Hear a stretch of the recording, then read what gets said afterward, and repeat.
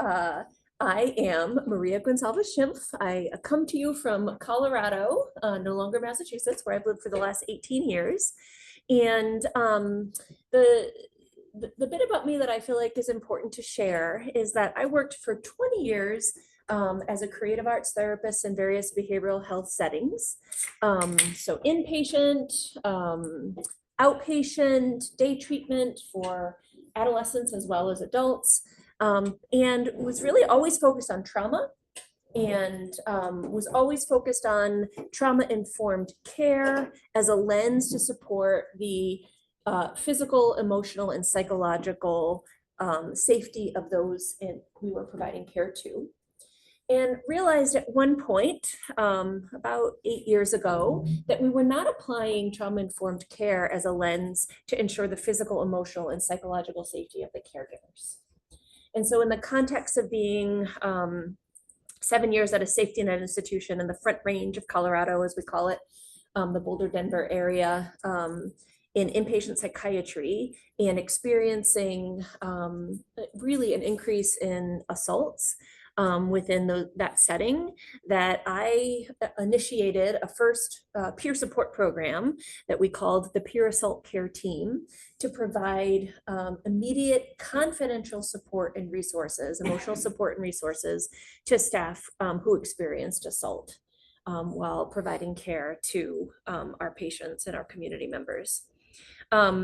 Quite soon after launching that program in behavioral health, we began receiving requests for support related to other kinds of distress within healthcare, and then began receiving requests for support from outside of behavioral health. So the safety net system in which I worked clinically for the years prior to moving into this work is an integrated system of care, a series of ambulatory care clinics, 500-bed hospital. We're in the jails, we run the paramedics, et cetera, et cetera. So we knew we had to go org-wide. I'm a graduate of Johns Hopkins, so I knew about their caring for the caregiver model, and it sort of employed them to come support us in getting buy-in from our executives to really ensure that we rolled this out in a really systematic way, in a way that allowed for trust in the program to take root quickly and ensure confidentiality and ensure the safety, emotional safety, and the care and well-being of those who were providing the peer support. So peer support being caregivers providing confidential emotional support and psychological first aid to other caregivers. So that's my story. I've now been in the role of providing sort of consultation to other systems nationally who are employing these frameworks or lifting up their own peer support care teams for several years. And what we learned was that we were pulling people out of the river, especially in the context of COVID, and people were wanting to understand why they were landing in the river. And so we knew that people could not necessarily be well in their systems if the system itself wasn't well. So if healthcare was not well, then the caregivers could not be well, and then our patients and our communities could not be well. So a lot of the work that I do now is about, I work with a lot of leaders and about systems interventions, which I often call trauma and resilience informed systems work. So with that in mind, we have a roadmap for today. I learned in some of my discovery meetings with AHA, to which I'm very thankful for inviting me to be here today, that workplace violence is a topic that's surfacing here or has been surfacing. And so we're going to talk through building a safe community and workplace from a different AHA's framework, which is the American Hospital Association. And then understand the neurobiology of stress and trauma, a review for many of you, all of you maybe, but nevertheless, I always think it's good to come back to what we know about stress and trauma. And then how to incorporate psychological first aid, even within critical access hospitals, rural areas, areas where you don't have necessarily a whole host of formally trained peer responders who can provide anonymous support, right, to other colleagues in their institution, there's still a way to employ psychological first aid, even as a leader. And then a tool, utilizing the stress continuum for healthcare personnel. I have a lot of slides, and I'm going to read a lot of content from my notes here as we're looking at the slide decks, but I'm also going to make it interactive. So I want you to raise your hand and ask questions as we go. I'll have some activities for us to do together as we go. There'll be an experiential towards the end using the stress continuum. And I also encourage you at the close of 2 great days to take care of yourselves. So stand up, walk around, move, stand up against a wall, sit on the floor, whatever you need to do to make this content and being present here possible in your final hour and a half today. So building a safe community and workplace. Again, this is a framework for hospital and health system leadership brought to us by the American Hospital Association. And it's part of their Hospitals Against Violence framework. Has anyone heard of the Hospital Against Violence program, Have Hope? Okay. And have any of you seen this framework before? You may not know until you see the slide, I recognize. Okay, so I'll do just a really quick touch in on it because again, it's sort of the catalyst for the other things that I'll talk about today. So the goal really is to foster safety for the workforce in the workplace and in the community. So thinking about our caregivers, our systems, our health systems, and then the communities we serve. So when people think about workplace violence, what surfaces specifically? Patient gets caregiver, ER. Yep. Yep. So prevalent in the ER and the ED. Yep. Kicking, physical assault. Yep. So another hand. Let's give it safe, but also with long-term care.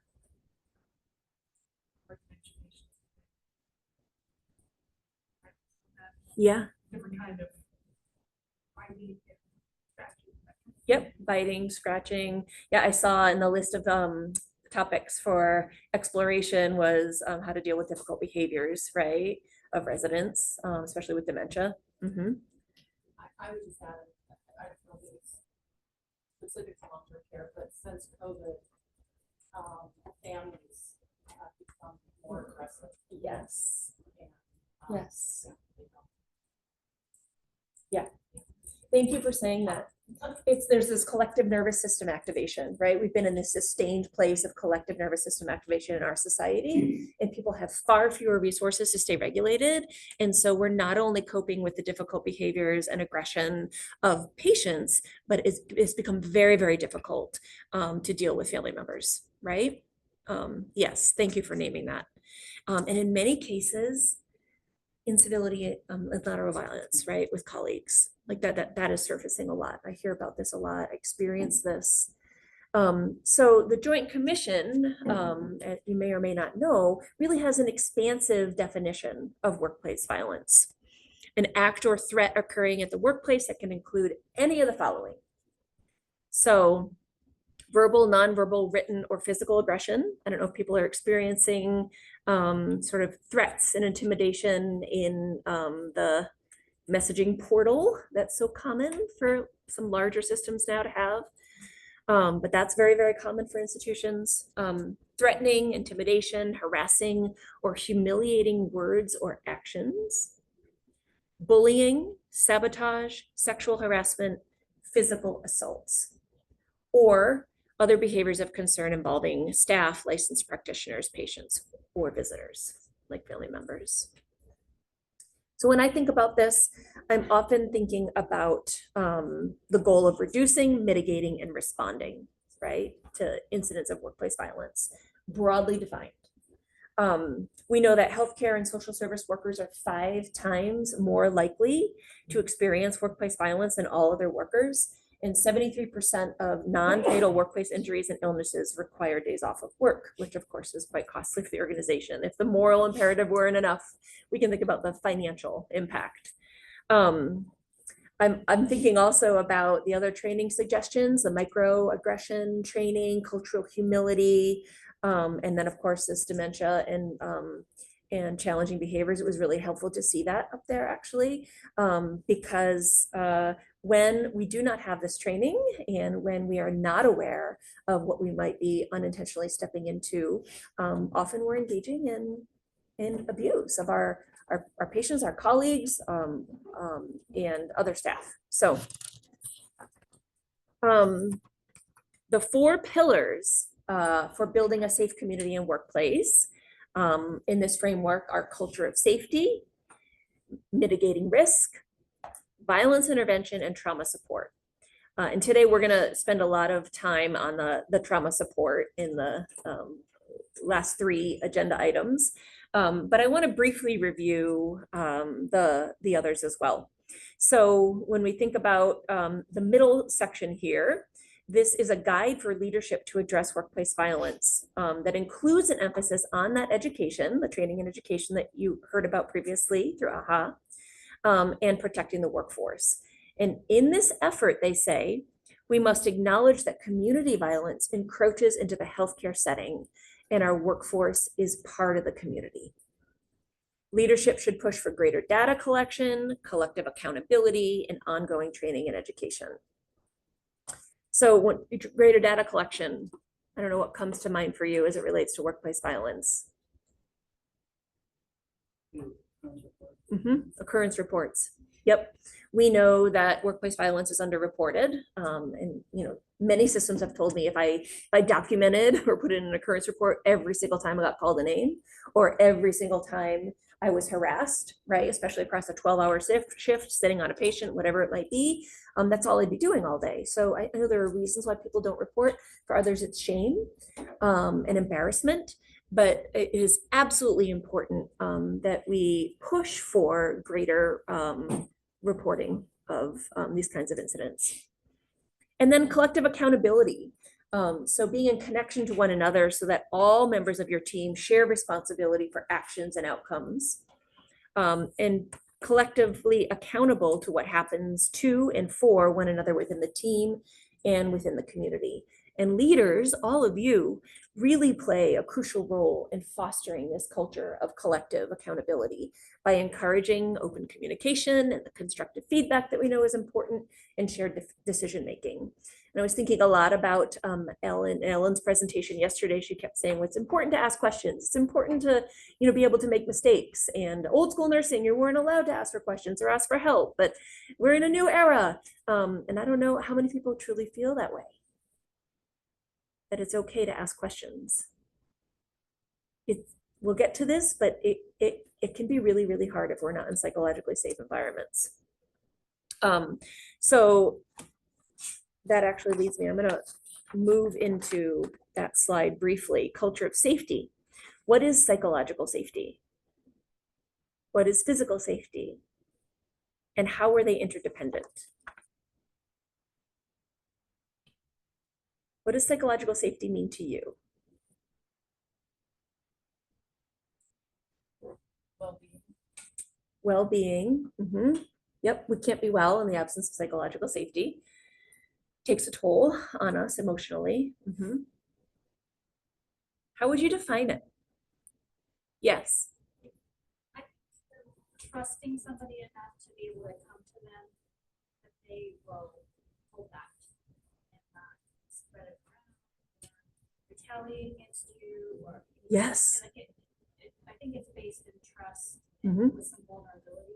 Yeah, trust, being able to be vulnerable, being able to avoid humiliation or negative consequences as a result of sharing a vulnerability. And a vulnerability might be asking a question or disclosing a mistake or asking for help, right? That can feel very vulnerable, especially when we think about nursing culture over time, as Ellen was mentioning. Being accepted for who you are. Yes. Yes. Being accepted for who you are. Does anyone know Amy Edmondson and her work? Yes. She won't come speak. I know, we were Oh, trying to get her so to. busy with her books. We've She's tried a so few busy. years. Oh, she's great. I mean, I was in a training with her. Oh, really? Yeah. She's great. Sometimes I think about some of the slides she uses and I wanna pull them in. She's so phenomenal. So keep working at it. Yeah, so she wrote the book. Does anyone know the name of it? The Fearless Organization. No. Yeah, yep.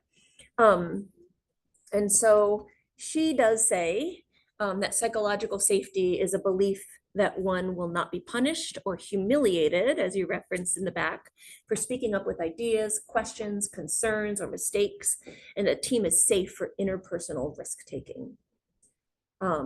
So she had a slide when I trained with her of, it was like a cartoon slide, which I don't usually connect to, but this one I did, of a leader in a healthcare facility saying the thoughts about what might happen next operationally, and asking if anyone had any feedback. And everyone just nodding like, nope, sounds good. But then all the thought bubbles in their heads, right, were like, absolutely not. This will never work. You'll alienate staff. This is impossible, and this idea that we will only be accepted if we are doing that groupthink, right, that we heard about yesterday, if we're in alignment with one another. And that candor and that interpersonal risk-taking of having an alternate view, thought, or raising a concern actually would alienate us from our team.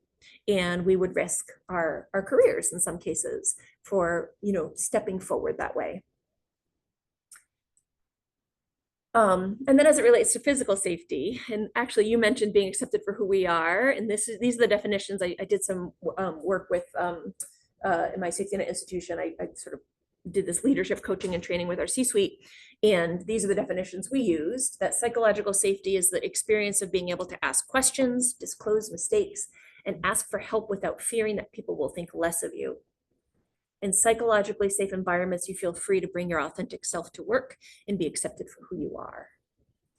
And then physical safety involves protection from workplace violence through preventative and responsive processes, policies, and reporting mechanisms that are person-centered, trauma-informed, which is a theme here, and transparent.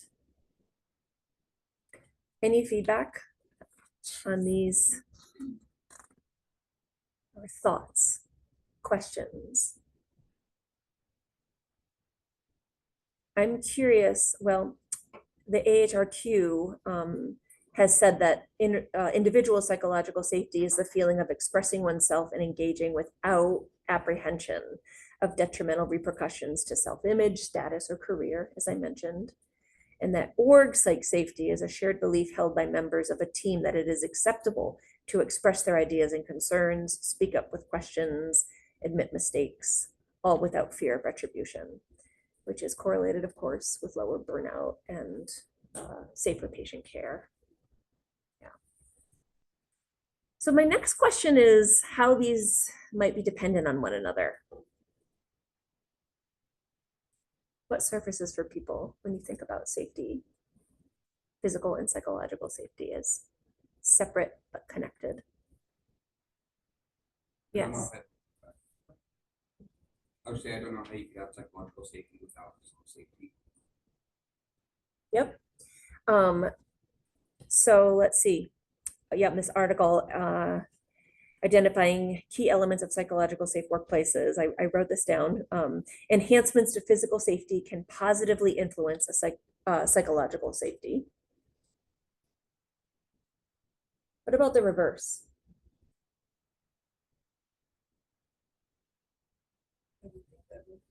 As you have less psychological safety, you're more likely. That's right. That's right. I have a gut feeling, but I can't speak up. My bandwidth is low today. I know I'm not at the top of my game, right? It's like my third shift in a row.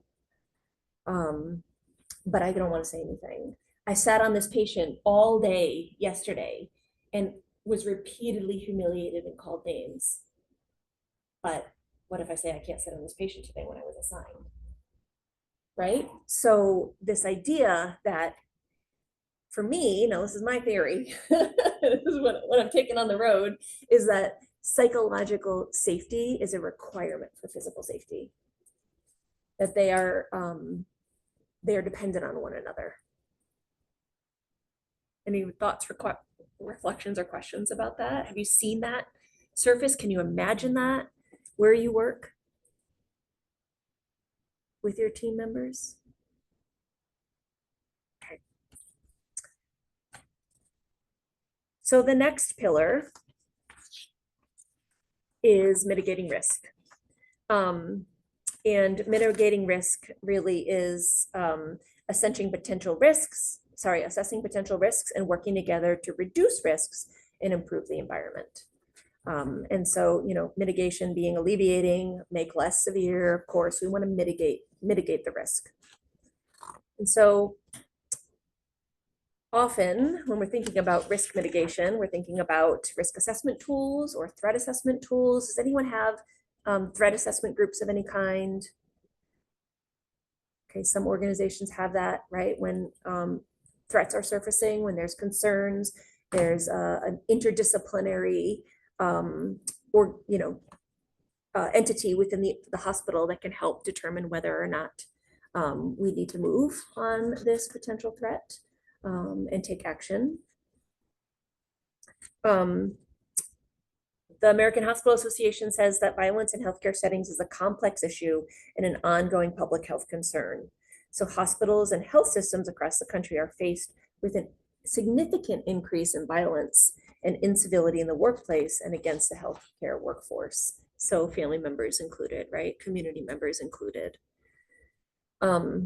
So adding to the individual and collective trauma that I referenced are the repeated violent acts plaguing our communities and overwhelming our healthcare system, and then as a result, our workforce. So this collective sustained nervous system activation is requiring us to mitigate risk and to think about ways that we can mitigate risk at every turn and what's needed. Some have violence prevention programs, some organizations, and then of course those risk assessments, evidence-based risk assessment tools like the BROSET. Has anyone heard of the BROSET? Okay, some of you, yes. Yeah, added one assessment to it. Great, it's simple. Yeah, it's so simple, but it's validated. It's a validated tool for violence, sort of indicators of violence, right? Behavioral assessments. Yeah, great. So I'm wondering, there's a question, and we're going to get to the answer to this, but have people thought about how education around stress and trauma could be valuable here when you're thinking about risk mitigation or risk assessment and understanding? Okay. Again, we'll explore it more, but I think understanding that every behavior is a communication and getting sort of at the root of the need is critical. And if we lead with that frame and we're regulated enough to lead with that frame, there's a better chance that we'll be able to assess risk and mitigate risk more successfully. I think this goes for like someone's own trauma too, because sometimes that person or healthcare provider is triggered by the person they're taking care of. That's right. Because they haven't been able to manage the stress or the trauma that lives within them. Yep. And so then that can be a pretty toxic interaction. That's exactly right. Yep, and those are the things we're going to talk in more depth about in the last two sections of today, because we all go into fight, flight, freeze, or fawn, right? It is a natural response. All humans do it, and just because we're caregivers doesn't mean we don't get activated ourselves. That nervous system activation is part of our human nature. So thank you for mentioning that. So next is violence intervention. And we'll talk more about intergenerational trauma, right? Epigenetics and intervening in violence at community level. But some organizations have hospital-based violence intervention programs. I worked with one that had sort of the gang rescue support project so that when people are coming in following incidents of violence, there's an opportunity to try to intervene and get resources and support in. And these programs can identify patients at risk of repeat violent injury and link them with hospital or community-based resources aimed at addressing the underlying risk factors for violence. Often they're interdisciplinary programs that combine the effort of healthcare staff and trusted community-based partners to provide safety planning and services and trauma-informed care to violently injured patients and community members. And of course, in many communities that are struggling, perpetration and victimization go hand in hand, right? And so thinking about that can be really, really helpful when thinking about how to step in. I noted here that the Atlanta's Interrupting Violence for Youth and Young Adults project says that trauma that isn't transformed is transferred. And so you reference, right, if we have our own traumas triggered, right, we're going to transfer our experience to those around us, and especially those in our home and community environments. I loved hearing about the community health aid and community mental health aid workers in a lot of the communities, and thinking about that as a version in some cases of this sort of violence intervention, right? We're talking about the holistic well-being of potential patients. Those trusted community members have a really, really critical role because so often healthcare systems are not trusted by people who have historically been oppressed, right? We heard so much yesterday about the important role of healing that healthcare workers and our systems really play. Who's taking of the care of the health, the community-based health aides? Yes. Who is taking care of them? And if we think about it from the peer responder perspective, right?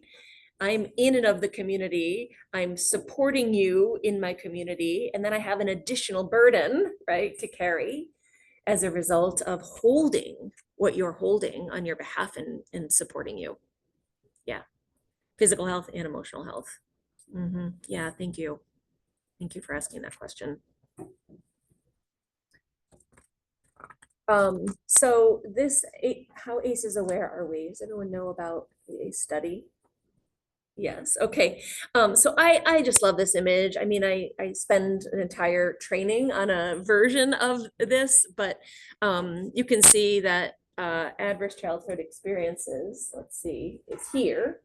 But that study was done with predominantly white women, right? And so if we think about these two situations at the bottom of this pyramid, generational embodiment or historical trauma, can lead to social conditions in a local context that can lead to adverse childhood experiences. And then we have the disrupted neurodevelopment, and then cognitive, emotional, and social impairment, adoption of health risk behavior, and then disease and early death, right? So reduction in lifespan.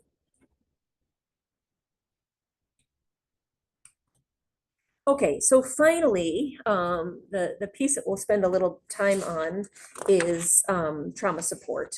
And we'll move next into understanding stress and trauma. So recognizing stress and trauma in ourselves and others is critical. Supporting collective responsibility, data collection, training, and education helps us to provide effective support in the context of distressing events for us as leaders, for our staff, for frontline, for community-based workers, including violence and assault.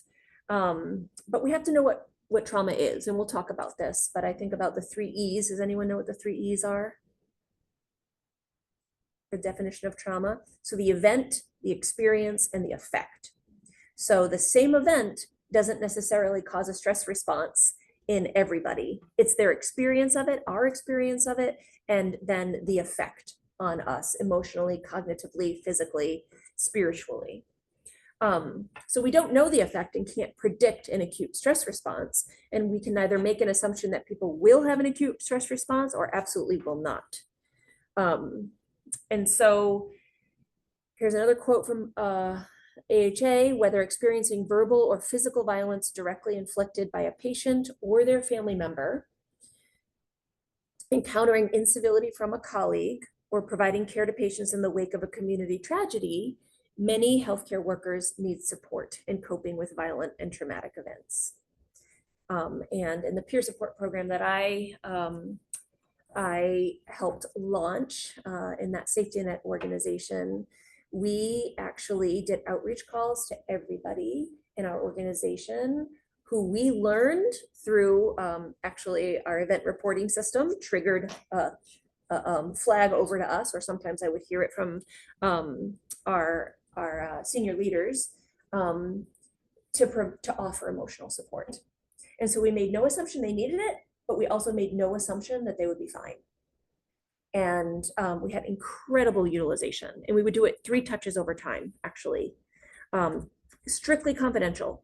So if our CEO said to me, you know, Marjorie Hyatt was assaulted while, you know, transferring a patient from the ED up to inpatient psych, please add her to your list for outreach calls. I'd assign someone to do the outreach call. And if our CEO then said to me, how is Marjorie? Is she okay? Will she be able to come back to work? Do I need to let her manager know? I would say services have been offered, but nothing more, right? So that ability to be strictly confidential in some situations is really critical. And then some organizations have violence response toolkits, especially in smaller organizations, right? To really help leaders and guide them on steps to take following an incident of violence. So information, I think Ellen also referenced this yesterday on stress reactions, to normalize what people may be going through can be really helpful. And then a letter from peer support or chaplaincy. Does anyone have chaplaincy or spiritual care in there? Okay, you may have community members who serve in that function. That can be really helpful. And then contact for supportive resources. Does anyone have employee assistance programs? Yes. Okay, good. And sometimes ensuring that there's reduction of barriers and accessing those can be really, really helpful. People who are in crisis have a very difficult time initiating the steps, right, to take care of themselves. I think that's one of the challenges, right? It's like sometimes getting into EAP could take 6 weeks. Yep. You know, so for smaller organizations, you know, we don't have that support. Like, Yeah. You know, to have that one specific person to do those touchbacks. Yep. Yep. An identified resource to do that is a privilege, right? It's a gift for many organizations. But there are ways that I think leaders in an organization can adopt this kind of response themselves while knowing what hat they're wearing, right? So I'm the leader of the organization. Sometimes I'm a CEC, or sometimes I'm a chief nurse, sometimes I'm an operating officer, right? And sometimes I'm actually just an informal peer responder for someone on my organization who needs this support. And I have a whole training on sort of peer response and how to put that hat on very intentionally, and not moving into the fixing and the problem solving that we're all so used to and necessary in our roles, right, to save lives, to just actually be present for somebody and serve as a bridge, right, until they can get into that appointment. Okay. So understanding stress and trauma. I'm going to move through this again. I think you know the neurobiology, but so I'll move through it quickly, but ask questions as we go, or share reflections. I do think it's important to just kind of recenter on what we're talking about, especially in the context of what you offered with regard to we don't even know ourselves sometimes, right? That we're about to be activated and can no longer provide good guidance, good leadership, good care. So I often share this study. This is the impact of traumatic stress, resilience, and threats to core values of nurses during a pandemic. And I think it's so valuable to just center back to this idea that traumatic stress can have long-reaching impact on mental well-being, including PTSD. But also if we think about ACEs on our physical health, our long-term physical health as well, right? And organizations have a significant impact on mitigating trauma responses, highlighting the need for trauma-informed approaches at an organizational level. And this comes back to the idea of someone checking in. When employees perceive their organizations to be supportive and caring, they experience lower levels of trauma. So that early intervention, if someone is stepping alongside you to name, I understand this happened and I understand that these kinds of things can be distressing, this mitigates the long-term impact of a trauma response.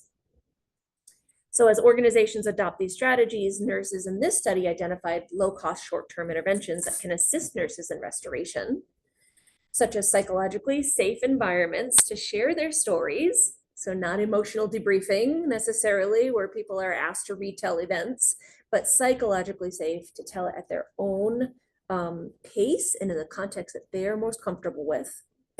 A key element of healing from traumatic stress. And then they also reference grounding by spiritual care. So just someone to wrap around and acknowledge that this happened and it was big. So the crux of trauma-informed care, right? Have people seen a version of this before? This is Maria's revised version of what's wrong with you and what happened to you. What's wrong with you and what's happening for you? Is this familiar to people? People had trauma-informed care training before. Okay, so this shift in lens is critical when we find ourselves aggravated or confused by someone's behavior. Instead of asking like, God, what's wrong with them? We can ask ourselves, what might be happening for this person right now? What's showing up? We're not trying to define an individual by what's happened. So that's why I often don't use the what happened to you, right? Because we are not defined by the worst thing that's ever happened to us. And neither is anyone we're serving. But we want to provide context to what's going on and what might be the catalyst for the behavior. And so this tool here is reflection. It is the antidote to reaction or reactivity. And it provides context, can foster compassion, as well as self-compassion, and helps identify strengths in the face of adversity, which is the case for so many of the people our teams are serving. All right, so here it is, the 3 E's. How does stress relate to trauma? Not all stress is traumatic, but all trauma is stress. Not all stress is traumatic, but all trauma is stress. High doses or prolonged exposure to stress response can equal trauma. And in healthcare, right, we are in a high exposure profession. There are high doses of exposure to trauma on a regular basis for many of us. So the event is an actual danger or a perceived threat of harm. This can be experienced directly or indirectly by an individual or a community, and it can also be something we just see or hear about. So I don't know if any of you have been in a position where you're just doing chart review after chart review after chart review about these horrendous things that happen to people, and you're not necessarily even treating all these patients, but that alone can have a significant impact on our heart and our mind. And have people heard or been trained on or worked with secondary traumatic stress or vicarious trauma? Are those familiar to people?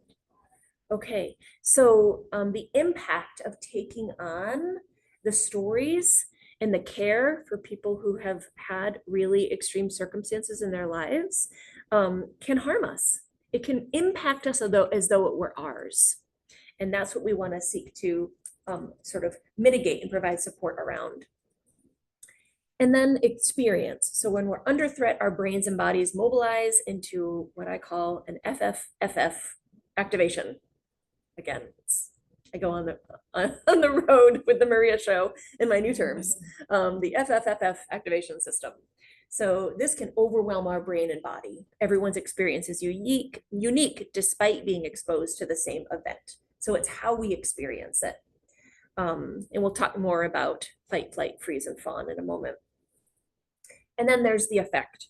So a disintegration of the parts of our brain and body that normally work well together can result in a traumatic response or a sort of heightened stress response.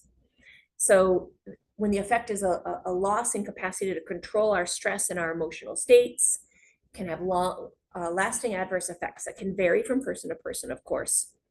And not everyone who experiences a traumatic event will experience PTSD, but support from the traumatic event, support following the traumatic event, as I mentioned, can prevent reactions from occurring.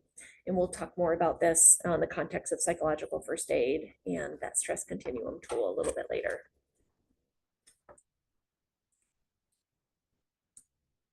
So learning about the psychobiology of stress, toxic stress, trauma, all these words that we use or have used across time, to name it, can be very liberating for people. It gives us explanations for the puzzling or unexpected behaviors we see in our patients and our colleagues and ourselves. And they do impact the health of individuals, communities, and systems, as I mentioned. In building our knowledge can really strengthen our resilience. So what is stress? Stress is tension in the body or mind caused by a physical, mental, or emotional factor. So as I mentioned, we all experience stress. Stress isn't inherently bad. And all our bodies are designed to react to stress in the very same way. This simplified graphic shows how our autonomic or automatic nervous system works. On the accelerator side, we've got the sympathetic nervous system. When we're stressed, our body releases those stress chemicals that give us energy when we need to move quickly, right?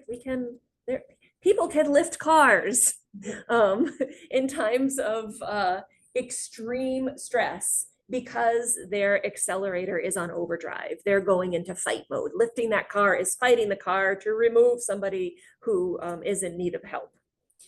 And then we've got the brake side. This is the parasympathetic nervous system. This slows our body back down after it's gotten amped up, so we can move into rest and digest. When we're healthy, these two systems work together to balance each other out, right? So we'll have a spike, and then we'll rest, digest. We'll have a sympathetic stress response, and then we'll come back and use into the sort of activation of the parasympathetic nervous system. But all of us have instinctual responses to stress, and it's how we protect ourselves across time. And our brains can't tell the difference between true danger and stress or strong emotions. So we often have stress reactions in very harmless situations. I sometimes call this the false FF activation system. And our patients have it all the time, right? I mean, just coming to a healthcare facility sometimes activates the accelerator side, and there's no threat. They're going to get care and be treated. There's going to be a compassionate presence to explain the process and usher them through triage, whatever it is, right? But they move into fight or flight. When our survival brain kicks in, we respond in one of four ways. So fight is confronting the threat aggressively, including the car that we need to lift off of this person who's in need of help. And this can also translate into angry temperament and behavior, fights, accidents, manifest as illness. And sometimes we can't hear other people's points of view or become very demanding, right? Because we're in fight mode because we're feeling threatened. This can happen in meetings. Has ever happened in meetings where people, you realize, why can't my point of view just be acknowledged? Well, the other person may have gone into fight or flight. And then there's flight. So we flee or hide from the danger. Some people get fidgety or tense, or they sweat, they feel trapped, vigilant. Sometimes this manifests as obsessiveness, right? Or workaholism, or rushing around, or distraction on devices. And then we've got freeze, so the inability to move or act. So we become stiff, heavy, we isolate, space out. We might have a sense of dread, feel stuck or unable to make a decision. And then have people heard of the fourth F? No. Oh, I It's love new when for this me. happens. I love this. I feel so valuable. People are like, no, tell me about fun. And it's about 50-50, honestly, the groups that I present to. So fun is appeasing the threat to avoid increased danger. So flattering others, people pleasing, always saying yes. Sometimes people who fawn are easily exploited. I always tell sort of my story about my fawning because it is my go-to response always. So for many, many years, I had to drive down our interstate from Boulder, Colorado to Denver, Colorado. And they're very aggressive drivers and very big trucks, sometimes with flags waving off of them. And I am in a tiny little leaf. And I can get very scared. I mean, there are times I need to go into the fast lane because I'm trying to get into the HOV lane, but these big trucks will come up behind me and their lights are on and they're flashing their lights and I'm in my little leaf and I can't get over because there are cars there. And my instinctual response is to put my window down and put up the peace sign and say, yes, I'm coming, and get over just as fast as I can. And then like to put my hand over my heart as I drive back. And I know you're rushing, you have somewhere to be. I'm so glad you got to speed ahead of me. And my husband's response is very different. So when this happens to him, he is not fawning. He is not moving over. In fact, I have to say, model for the children. Model for the children. And so I have a tendency to fawn. I just want to get out of people's way and I want to appease them and I want to make sure that I'm avoiding conflict with them and that they're comfortable. But I have many colleagues and many family members who have other default nervous system activation responses. So I want to invite you, and I'll go back to this slide, to turn to your neighbor and reflect on your go-to nervous system activation response. What is your go-to response? For some people, it can be really important to reflect on a script that we have about who we need to be as women. Sometimes I'm working with BIPOC folks, right? And there's a script. A very close colleague who says, I'm not allowed to be an angry Black woman. Like I have to fawn. Because if I get angry, I'm that angry Black woman. So her go-to, right? She trains with me, will always be fawning. So even as men, right? I mentioned my husband. There is like a script about what men in our society often need to be with regard to their response to nervous system activation. So take just a couple minutes and I'll ding when it's time to switch partners and make sure that you've gone to the other. And you hear that. If you haven't traded stories, then go for it. I'll give you a few minutes. Can you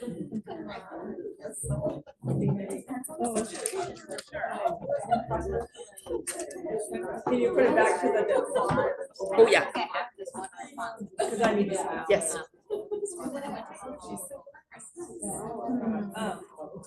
I was curious whether I meant right.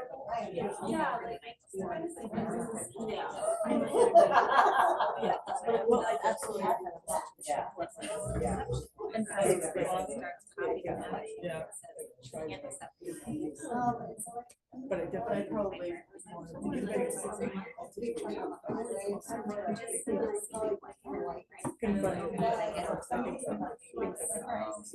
You're not a cop pulling me over from the border, like, you know? And I remember where it was. You know.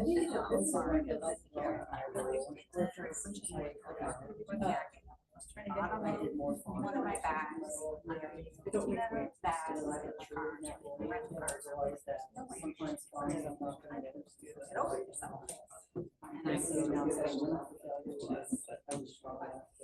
That font YouTuber said it was like a bait.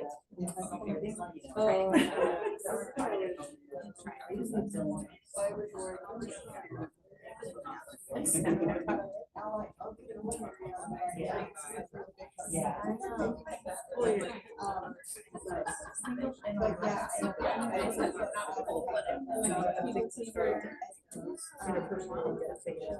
So.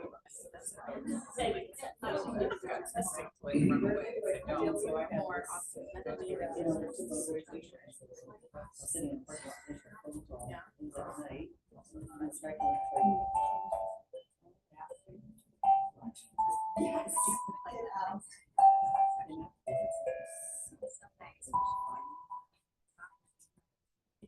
So make sure you're traded stories. Does anyone need more time? Have you both gone? Just a couple more minutes to finish off. Were you here when we? I was not understanding that, so.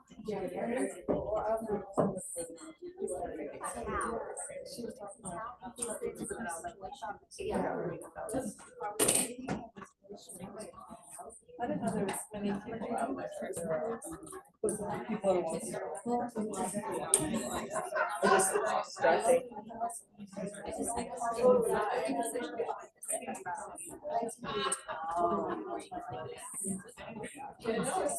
And you know, we like those, so what's wrong with And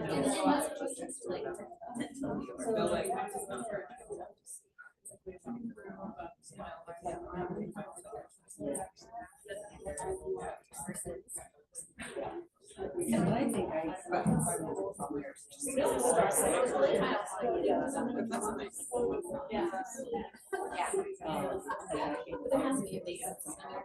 This is what I've seen. Yeah.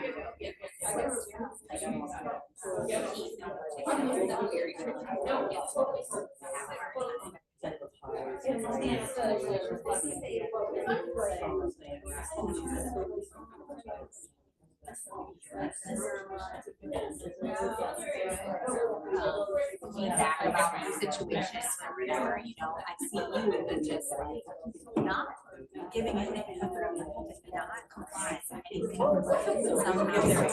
And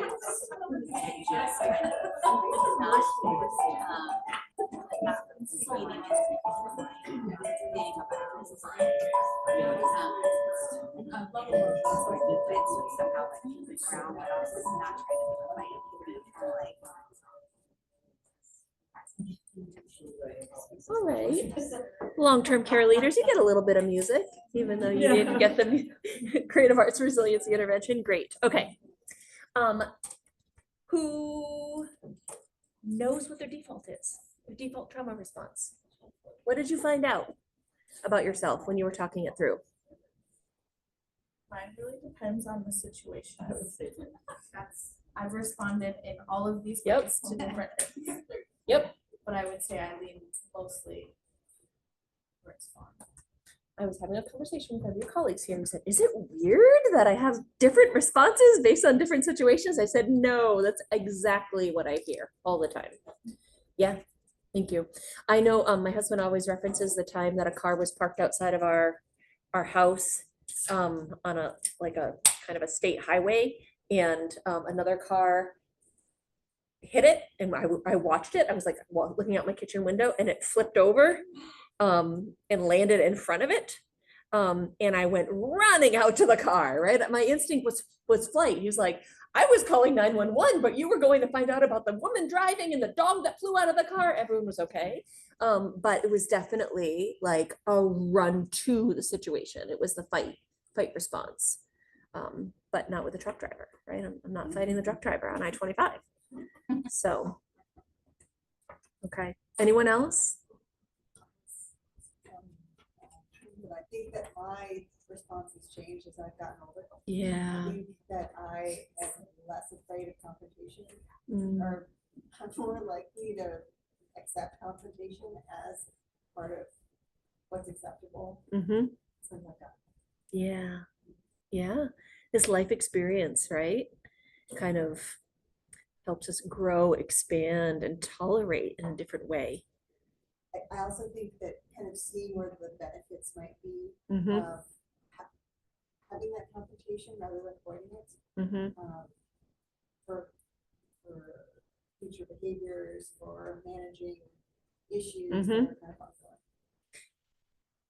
It's almost as though we're rational, though, that we're not in like you're choosing it. Yeah. Yeah. Yep. So that's kind of a gray area there, right? Like there are times when we maybe can be aware of what's about to happen and then choose a response, as opposed to just having this primordial like response that we have no control over, right? We're not in rational, linear thinking brain. Yeah. But definitely tolerating conflict as we age is something I hear often too. Okay. Thank you for doing that together. I often say that trauma wears a groove. So when the FFFF activation system is repeatedly activated, it can become a habitual response. So I don't know, has anyone ever used a record here? Yes, okay, some of us. I used to listen to a Michael Jackson record on a regular basis. This is pre New Kids on the Block.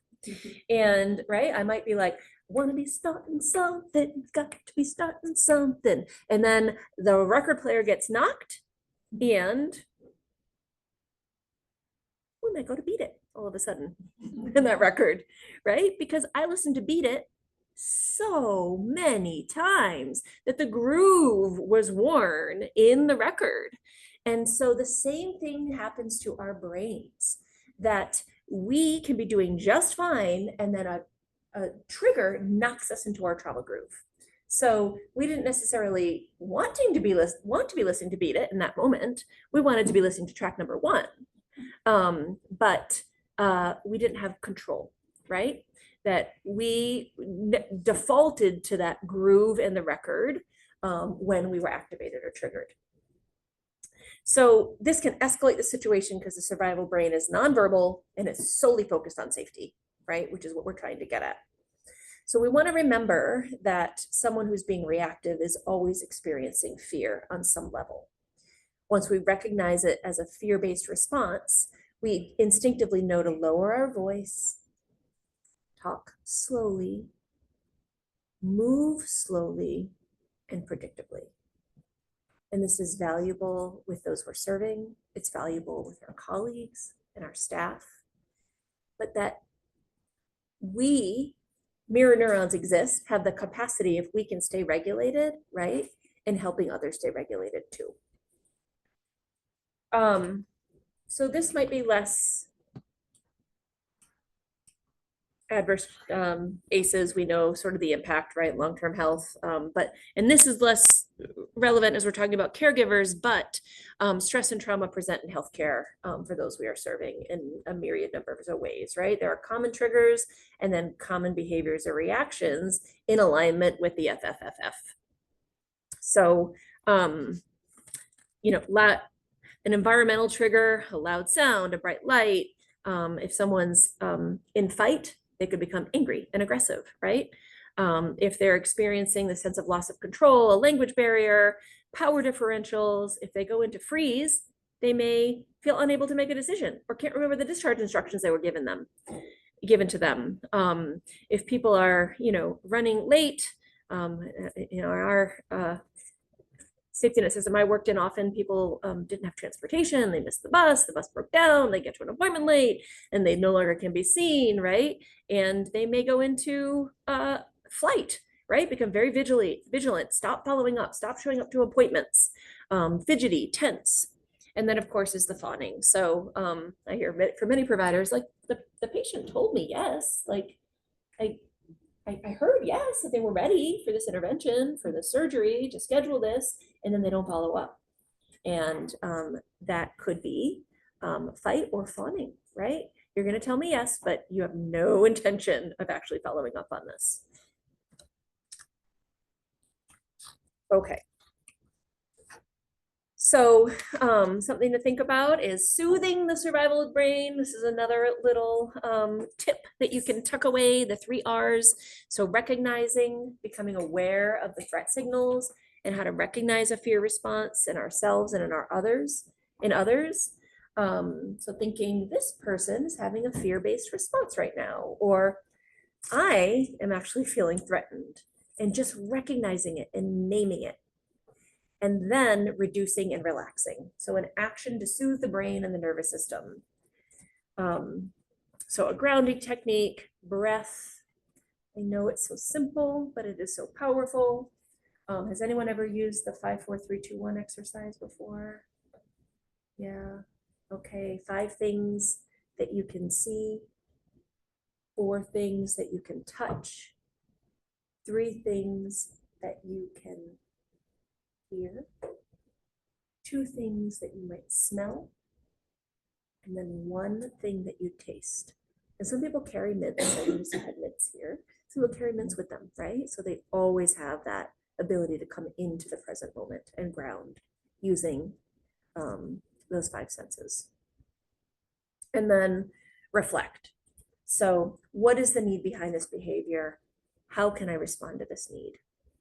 Every behavior is a communication of a need, and the behavior is an attempt to get that need met, which was really easy to use in inpatient psych with like adolescents, right? Like, it's okay, you can project it on me, give it to me, I'm here.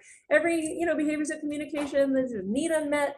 It can be harder with adults to recognize it, and sometimes people are still sort of children, right? There's an inner child that still needs to be soothed and doesn't have a history of being soothed and co-regulated in infancy or in childhood, and so cannot do it themselves as an adult. So trauma occurs in organizations, not just in individuals.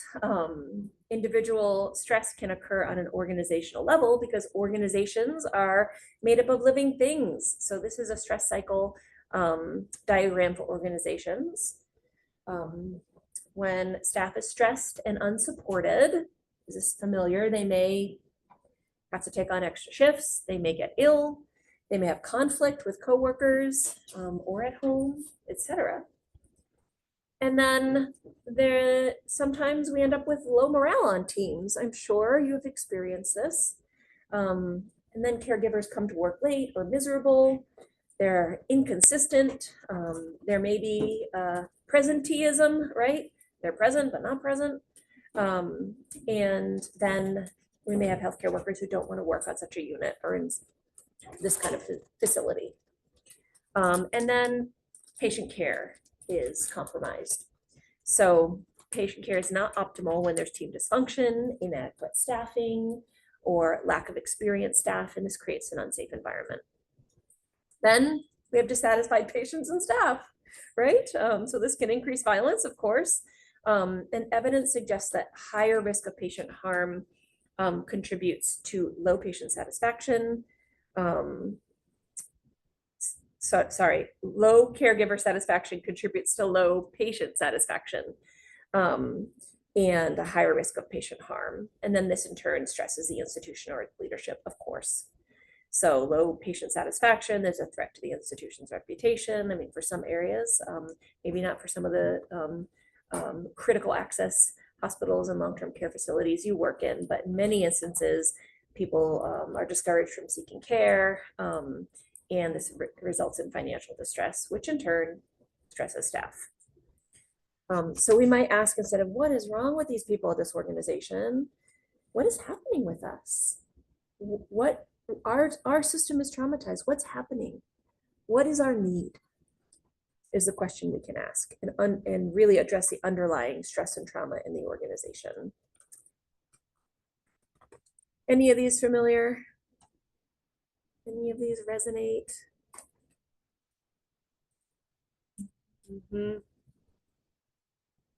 Okay. What surfaces as you look at the collective stressors? Anything that's missing?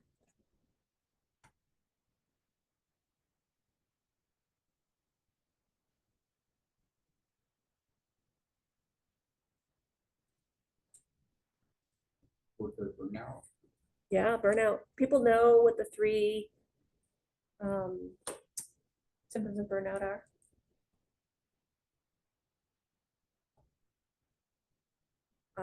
Emotional exhaustion.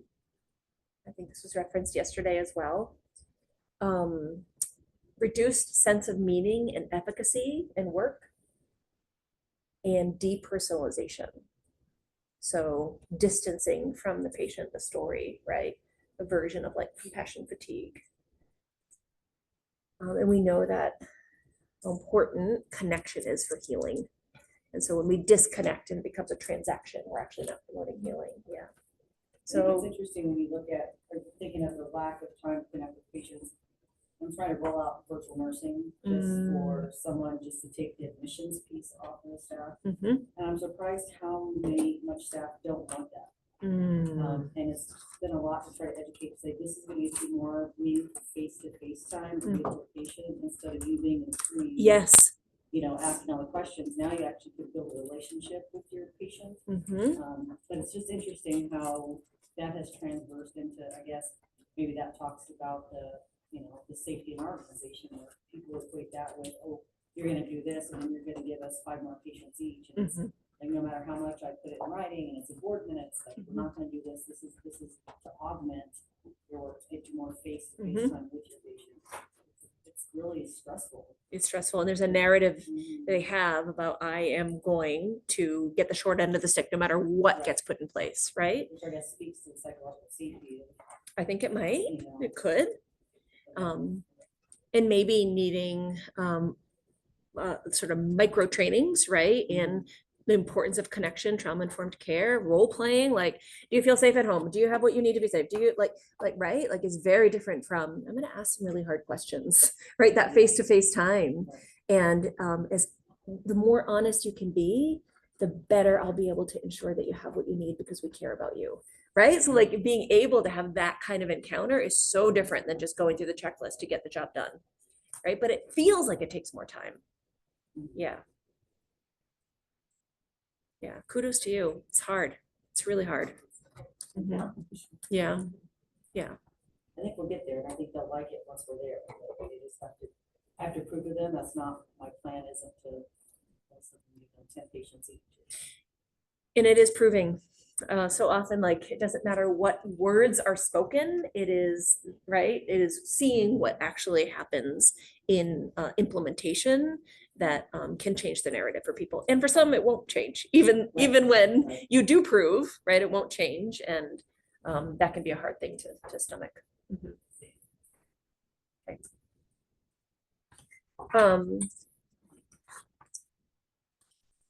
So another list, please ignore the arrow. I didn't know how to get rid of it, but the other things we've heard about, right? Workplace violence and assaults, ethical dilemmas, moral injury, conflicts with patients and families, within the healthcare team, cumulative stress in the high exposure profession, and the triggering of personal traumas.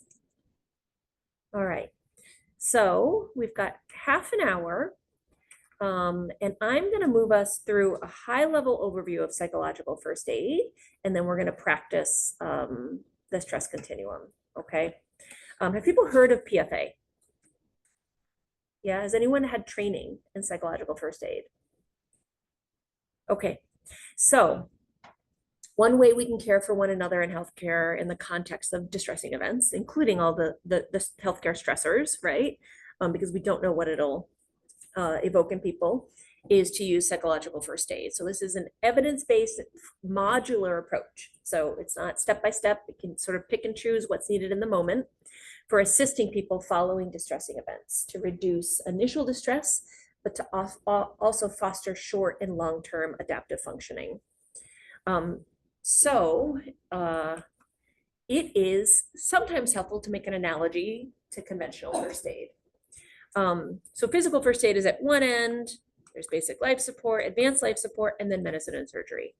So the person who's trained to stop the bleeding at the scene of the accident is not employing the same skills or serving in the same role as the person who's performing surgery. Both kinds of care are important, and it may be a surgeon who happens to be at the scene of the accident applying first aid, but they're not going to do surgery right on the street. So they're not interchangeable necessarily. So similarly, psychological first aid is not meant to be crisis intervention, certainly not counseling, that is a scope issue, and not obviously psychiatry. The version that we adapted comes from the National Child Traumatic Stress Network, NCTSN. They created this version with the National Center for Traumatic Stress Studies, or post-traumatic stress disorder, sorry, PTSD, and has the consensus endorsement of experts in the field of disaster mental health. So we grabbed this from disaster mental health, and then we recalibrated it for healthcare. So it has been used and disseminated by the Red Cross, APA, SAMHSA, World Health Organization, and many others. It's not therapy and it's not debriefing, right? So scope. It is literally providing emotional support with a set of core functions. This is really important because I work with a lot of organizations that say, well, we debrief. So we do this. We think about how we understand medical debriefing or RCAs, right? This is very, very different. We're describing the events, we're retelling the events, which can interrupt the actual processing of the traumatic stress. When the need for long-term support is necessary, right? Our role is to help the team member get access. So there are 3 PFA concepts, but the one that I really want you to know is that the most important factor in minimizing the impact of distress is the support that the staff member receives. And support is showing up. Support is being present and listening, which we'll talk about. There are 5 basic principles, and so these relate to these very simple but really meaningful things of promoting safety and calming, a sense of self and community efficacy, connectedness, and hope. And then there are 5 objectives. So human connection, safety, calming and orienting, identifying specific needs, and offering practical assistance.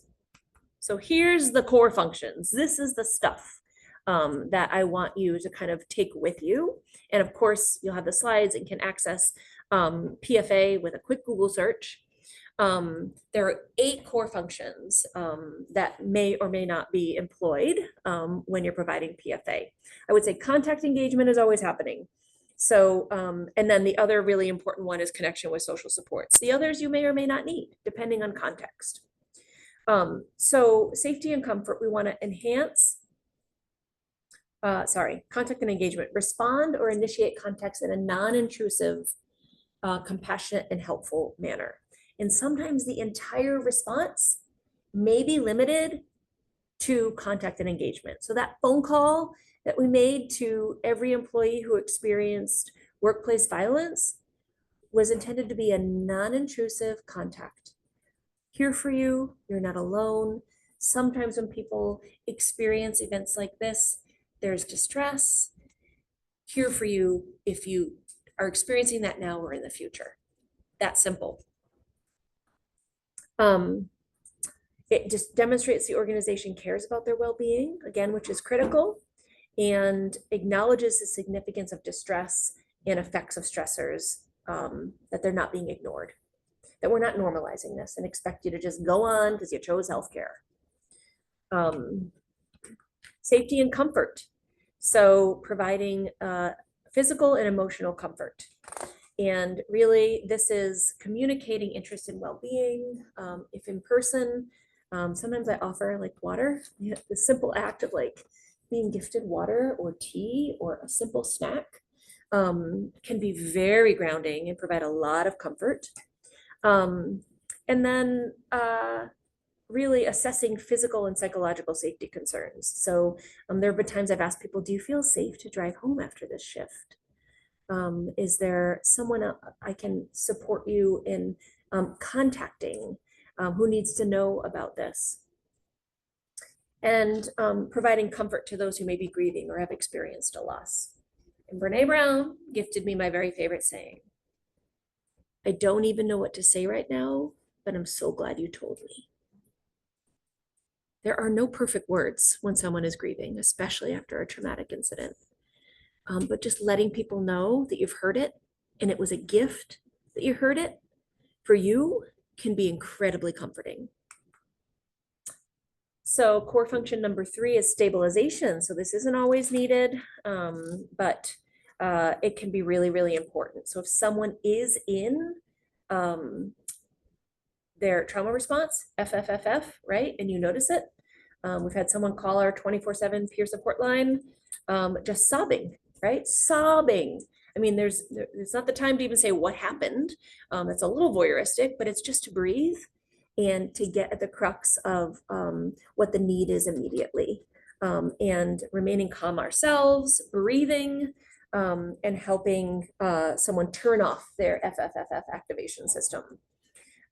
Often this is just employing a calm and steady presence and helping them move out of fight or flight. And 5, 4, 3, 2, 1, right?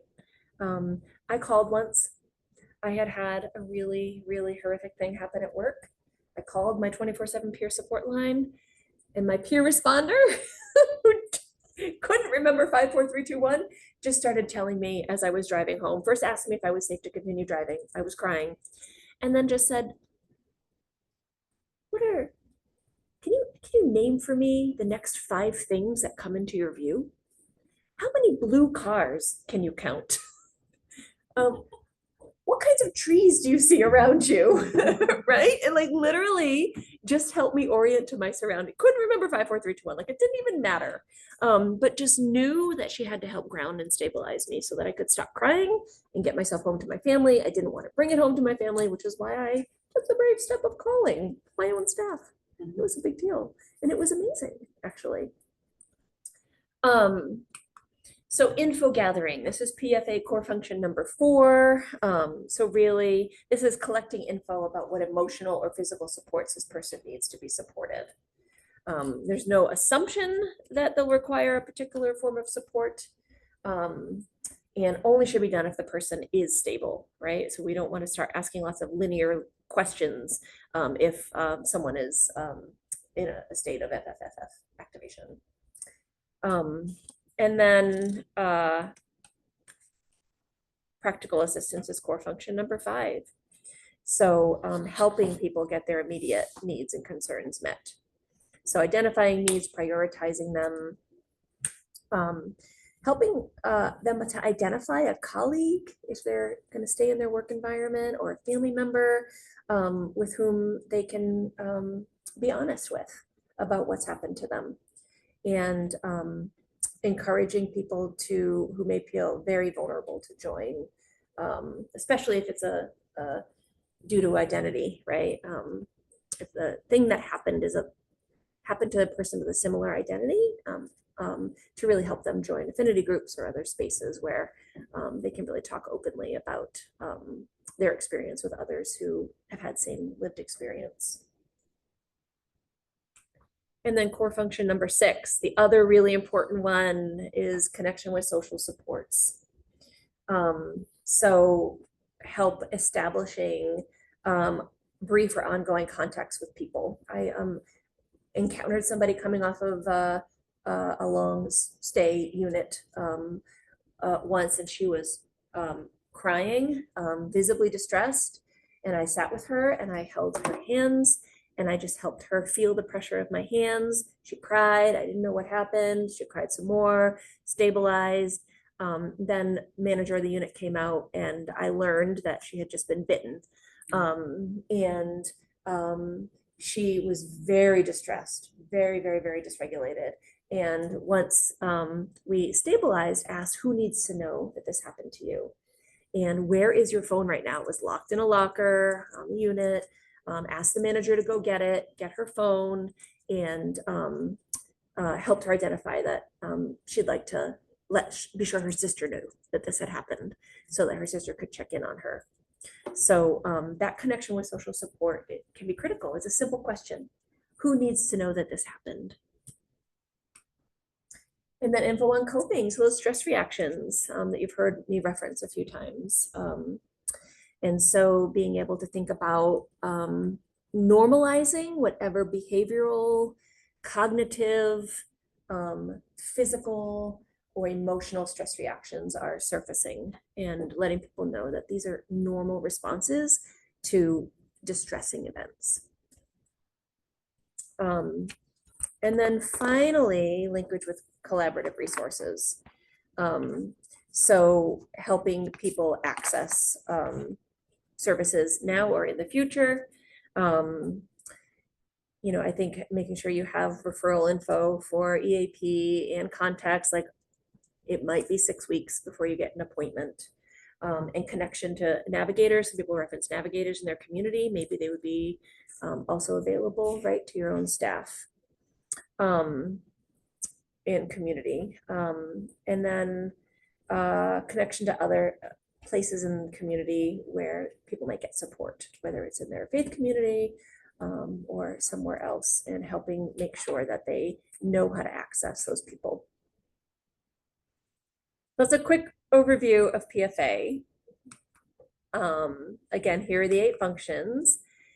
And I want to do an exercise now. I want to orient you to this tool that you can use and close up with an exercise that we'll do together. Is that okay to take 10 more minutes?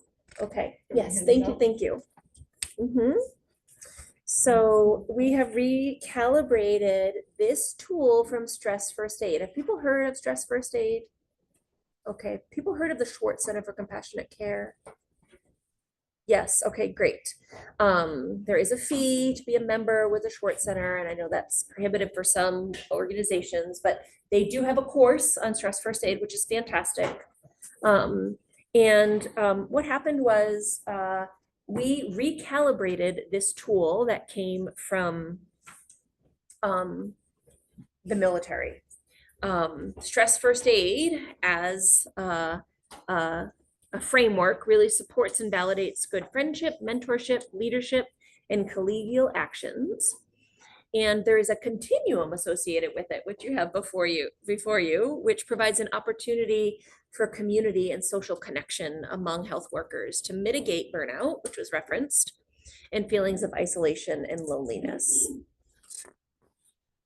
And I love this Dr. Rachel Naomi Remen quote that really normalizes the impact of what we experience on a regular basis, what your staff experience, the expectation that we can be immersed in suffering and loss daily and not be touched by it is as unrealistic as expecting to be able to walk through water without getting wet.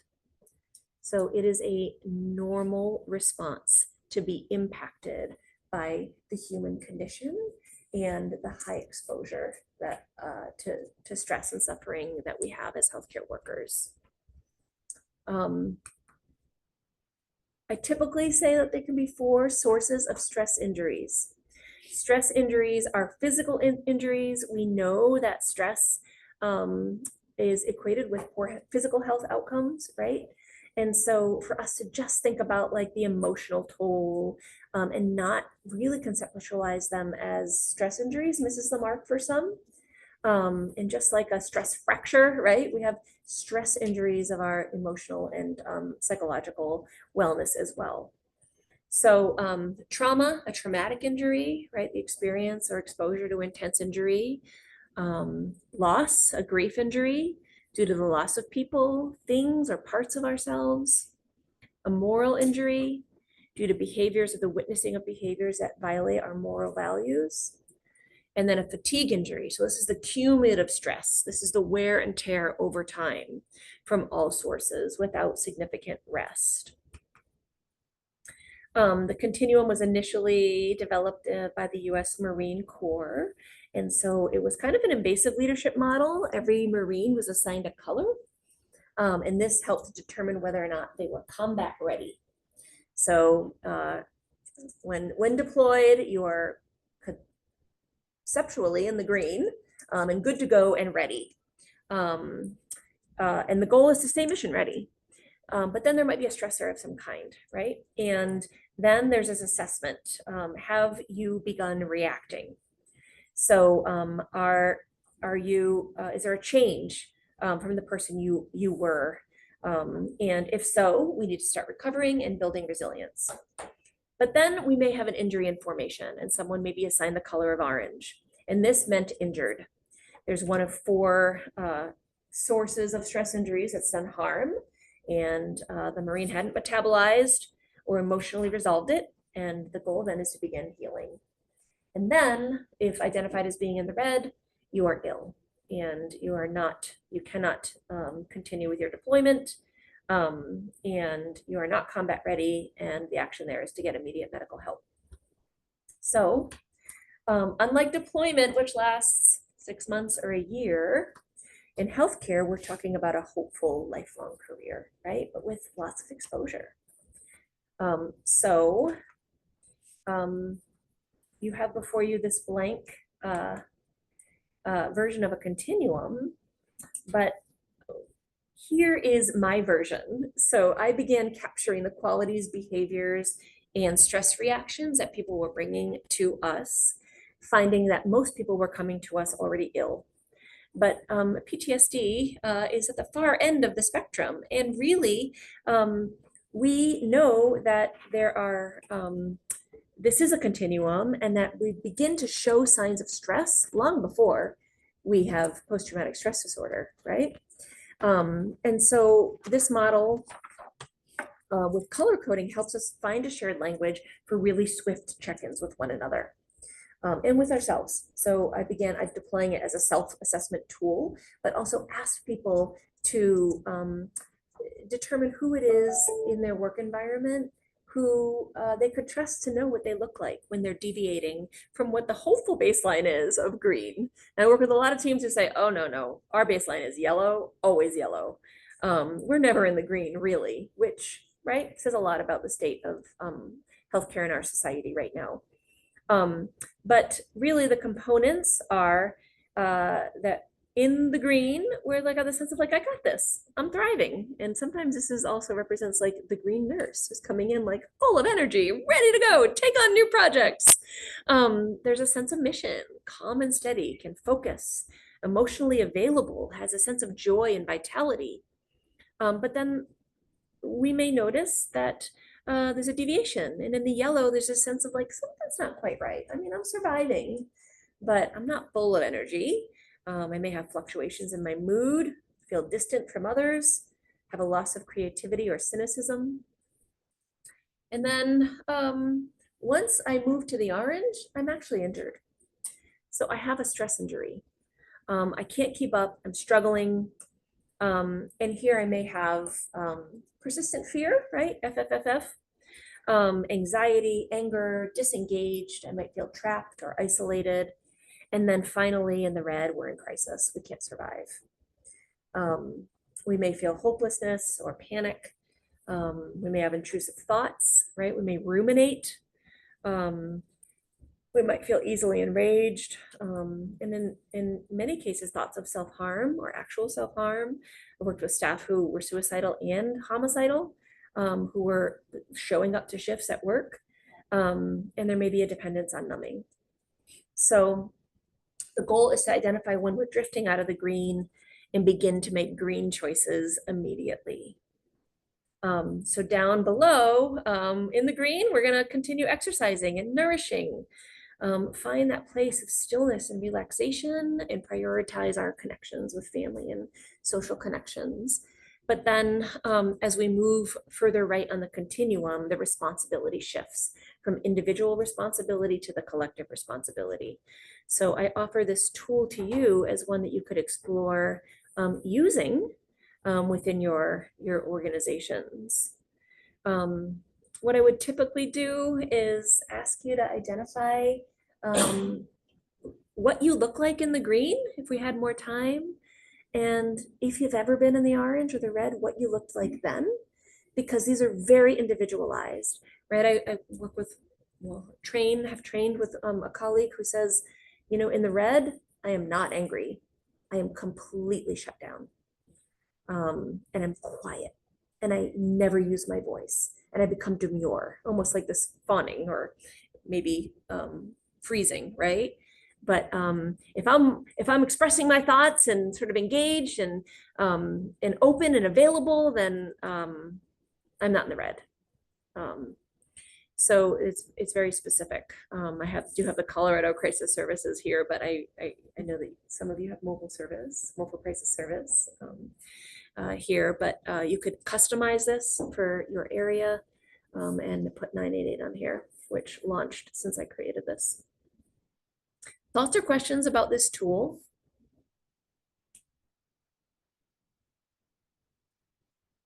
Can anyone imagine using it as a form of a swift check-in with their colleagues? I can see you with employees when you're saying like, they think you need to take some time off, and they're like, I'm fine, I don't need Yes. time off, and it's like, let's go through the list. That's and right. See kind of where you are, you know. We've had Yes. really good employees, that just will reach just a high level of burnout. And Mhm. once we invited them to leave the organization, Mhm. and then it was about, I don't know, a year later, they sent me back the coordinator groundwork about leadership. With Yay. that little note that said, you know, I'm so sorry that I gave you such a hard time, like, it took me to get away from there to realize exactly what I needed, and now she's a leader in that organization. What a Yeah. beautiful story. That's pretty cool. I had a similar story. I had yeah, this staff member was rageful. And when I made the suggestion, the rage increased and it got scary, right? But got him connected into mental health treatment. And a year later, I got flowers and a card delivered to my desk. Like, you saved my life. You saved my life because you helped me identify I was in the red. So those things will keep us going, right? Because it can be scary to say to someone, you may not be able to see it, but if we use this tool, perhaps others can see how it is that you're struggling right now and the care that you might need in order to be well. And our priority is for you to be well. Yeah. Can anyone identify what they may look like in the yellow or orange for themselves? Has anyone been in the orange? Yeah. I don't know if it's stress or menopause.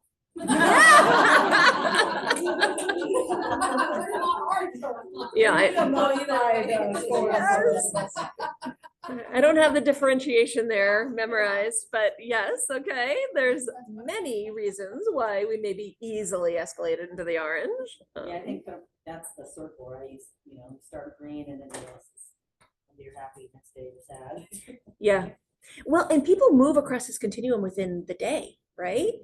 Might be dependent on the phone call they got from their kid's school, or the interaction they just had with their supervisor, or the conflict with a care team member that could just knock us across the continuum. Okay. These slides will be available, and I invite you to have a look at them. How I know I'm in the green. These are things people have said to me. And one is mine. If I'm laughing with my children, I'm in the green. If I realize I don't have that levity, I can't show up and be playful and find laughter with my kids, I am definitely not in the green. And I wrote that down for myself. But that's a signifier. I need to make a quick shift and make some green choices. But here's some other things that people have said. And then you can make this little chart for yourself too. Like, I know I'm in the green if I'm sleeping 8 hours a day and I'm not having interrupted sleep. I know I'm in the green if I'm actually going on my run 3 times a week. I know I'm in the green if my 2 best friends know how I'm doing. If I'm isolating and not engaging in my social relationships and prioritizing work all the time, then it's a sign I'm not in the green. So you can think about this for yourself too, and how you might use this tool in your leadership and your one-to-ones, encouraging people to do this work for themselves. And then I'll leave you with this beautiful image of this idea of going from stress inducing and organizing around the trauma to becoming not just trauma informed, but healing organizations and stress reducing, where we are reflective and adaptable, we're growth and prevention oriented and relational in our leadership, and equitable and inclusive. I'm grateful for you. I'm grateful for this time together. I'm grateful for the work that you're doing in your communities. Your leadership is critical, and you need to be well in order to lead in the ways that are helping to heal the world, which is absolutely true. So you may feel like you're in one small community in Alaska, but the ripple effect is a real effect, and it matters. So thank you for your work, and thank you for having me. 1